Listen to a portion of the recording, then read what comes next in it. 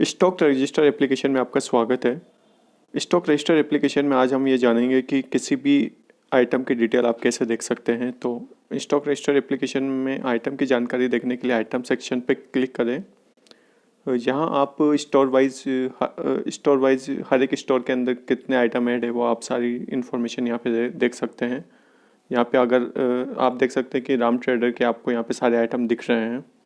आप चाहे तो यहाँ पे गोडाउन का आइटम देख सकते हैं, बाकी आपकी जो भी स्टोर है इस हिसाब से आप देख सकते हैं। तो यहाँ पे राम ट्रेडर पे आप देख सकते हैं कि हर एक स्टोर पे यहाँ पे आपको सबसे ऊपर टोटल स्टॉक वैल्यू दिख रही है। टोटल स्टॉक वैल्यू आपके पास उस स्टोर में आपके पास जितने भी आइटम अवेलेबल है उन सबकी total selling price selling value कितनी है वो आपका टोटल स्टॉक वैल्यू है। टोटल स्टॉक क्वांटिटी यह है कि आपके पास क्वांटिटी आपके पास यूनिट वाइज उस यूनिट के टोटल क्वांटिटी कितनी है। जैसे सपोज करो कि आपके पास केजी के अंदर आइटम है, तो आपके पास केजी के अंदर आइटम एप्पल है, बनाना है, चेरी है, कोकोनट है, गवावा है, ग्रेप्स है, लेमन है, लीची है, ऑरेंज है, एप्पल है, पाइनएप्पल है एंड शहतूत है। तो आपके पास केजी के अंदर आपके पास ये सारे फ्रूट हैं पाइनएप्पल को छोड़ के और कोकोनट को छोड़ के। तो आपके पास इतने सारे फ्रूट हैं वो सब केजी में है। तो उन सब फ्रूट का जो टोटल क्वांटिटी है वो उन सबको मिला के जो आपके पास टोटल केजी है वो यहाँ पे टोटल स्टॉक क्वांटिटी है वो है 603 केजी।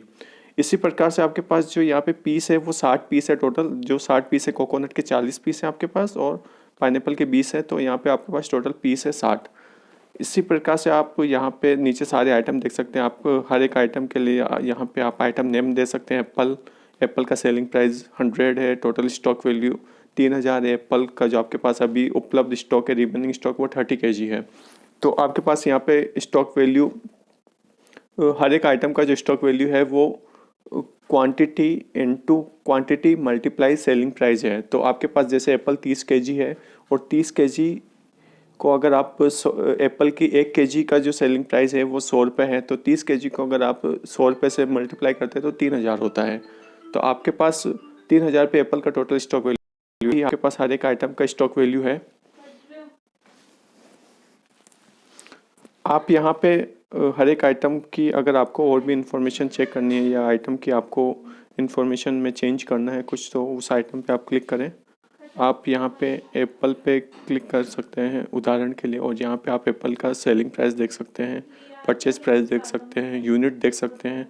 आपको यहाँ पे अगर एप्पल की परचेज प्राइस या सेलिंग प्राइस में कुछ चेंज करना है या नाम पे कुछ चेंज करना है या एमआरपी आपको जोड़नी है तो आप वो सब यहाँ पे कर सकते हैं। अगर आप चाहें तो यहाँ पे आइटम को आप डिलीट भी कर सकते हैं। तो डिलीट करने के लिए आपको इस बटन पे क्लिक करना है और यहाँ पे आपको यस कर देना है। आप एक बार आइटम डिलीट कर देंगे तो उस आइटम की आपकी सारी इन्फॉर्मेशन डिलीट हो जाएगी और वो आपको फिर दोबारा इन्फॉर्मेशन नहीं मिलेगी। तो आइटम डिलीट करने से पहले एक बार ध्यान से डिलीट करें कि आपको वो आइटम डिलीट करना है या नहीं करना है। अगर आपको आइटम की इन्फॉर्मेशन अगर आपको चेंज करनी है तो आप वो कर सकते हैं। जैसे उदाहरण के लिए परचेज प्राइस को अगर मैं चेंज करना चाहूँ तो मैं यहाँ पे 85 कर सकता हूँ।